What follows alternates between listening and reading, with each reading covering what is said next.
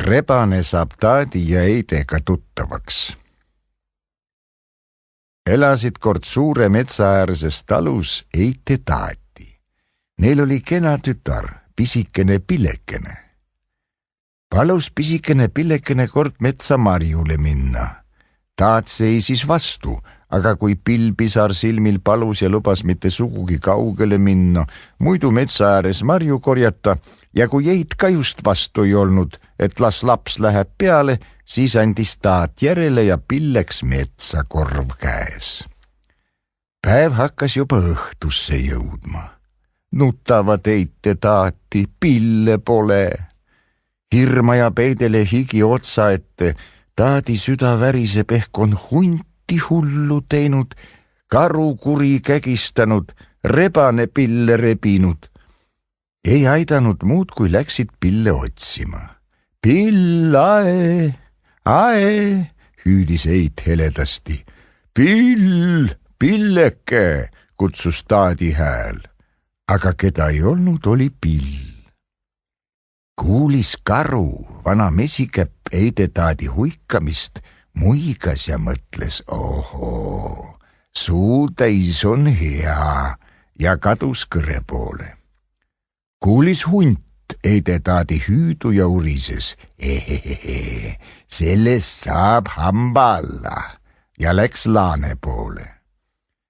Kuulis rebane Eide taadi hädaldamist ja nagu ta on vanakaval loom, mõtles, siin võib midagi teenida ning pistis padrikusse, et saba välkus. Pill oli metsa ääres marju otsinud, suure noppimise õhinaga läinud sügavasse metsa ja viimaks nii kaugele, et enam tagasi ei osanud tulla. Hirm valdas Pille, hakkas teine jooksma, jooksis, pillas marjad maha ja hakkas nutma. Nuttis nii, et silmad läksid punaseks. Sel ajal oli aga päike looja ja ilm videvikku läinud.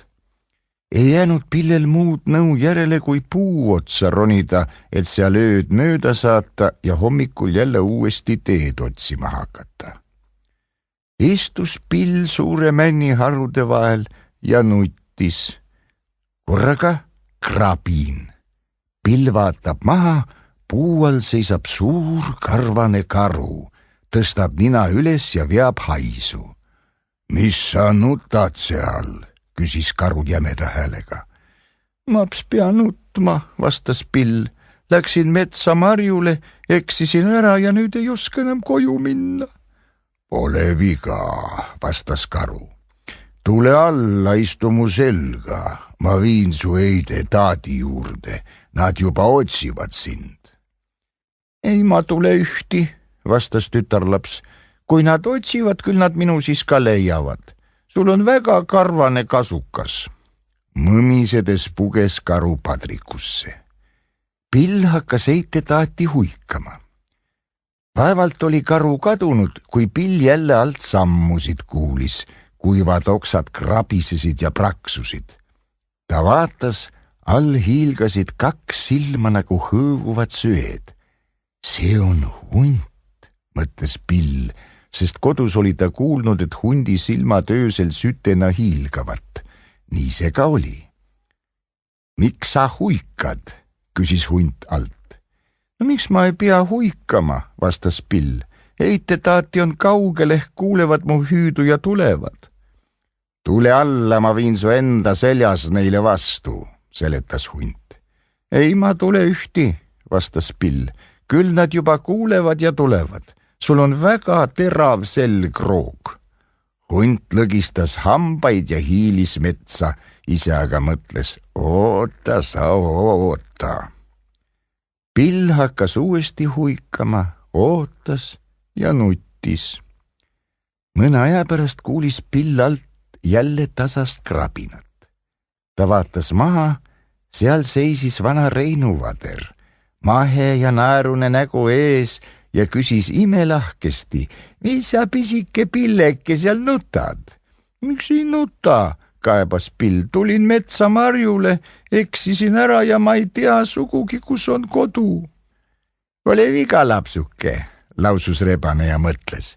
ma viin lapse Eidele taadile koju, ehk saan nende käest mõne kana. Ja rääkis edasi. Ole sa siin hästi vagusi, muidu hunti karu kuulevad, tulevad ja murravad su ära. Mina jooksen sinu koju ja räägin, kus on pisike Pilleke. Ära nuta midagi, ole aga ilus laps vait. Pillele meeldis rebase jutt, ta vaikis. Rebane lippas aga Eidele taadile vastu, naeratas maheldasti ja rääkis. Tere ka pereisa, tere ka pereema, miks te nii hilja marjul olete? Ei me ole marjul, kulla Vaderike. Meil kadus pisike Pilleke ära, ega sina teda pole näinud. Ei mina tea midagi, pole mu kõrv teda kuulnud ega silm näinud, aga hunti karu nägin küll. Oi, kulla Vaderike, hakkas Eit paluma, sul kerged jalad ja teravad silmad, otsi läbi põõsapooled, vaata läbi vaarikud, käi läbi kuusikud ja männikud, ehk leiad meie lapse üles. Ise oli hirmul hundi ja karu pärast. Rebane vastas rahulikult. Missa Eideke, missa taadike, lubad ülesleiu hinnaks, jalavaevaks paned mulle. Kana, lausus taat. Eit lõi taadile küünarnukiga pihta ja lausus. Ega sa hull ole? Ühest on vähe, tingis rebane. Otsige ise. Pidi juba metsa jooksma, kui Eit tellima. Kuule, kulla Vaderike, otsi lapsuke üles. Ei ole ühest kanast vähe, ta mul ilus rasvane. Tead see kirju, suur kui kukk? Rebane tundis seda väga hästi, ütles, olgu, ja kadus metsa.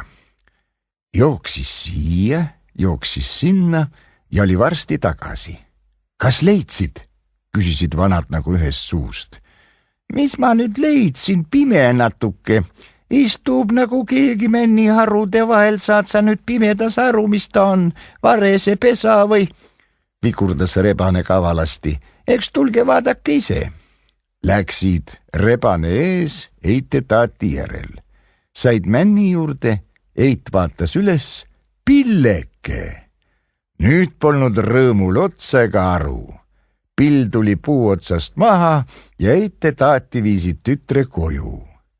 Rebane käis järel, sest tema suu jooksis kana pärast vett. Hunt karu aga vihastasid, et nad säärasest ilusast suu täiesti ilma jäid ja mõtlesid, kuidas seda vanadele kätte maksta. Rebane sai kirju kana ja oli oma kavalusega väga rahul. Eit ja taati aga õpetasid Pille, et ta mitte iialgi enam üksinda metsa ei läheks.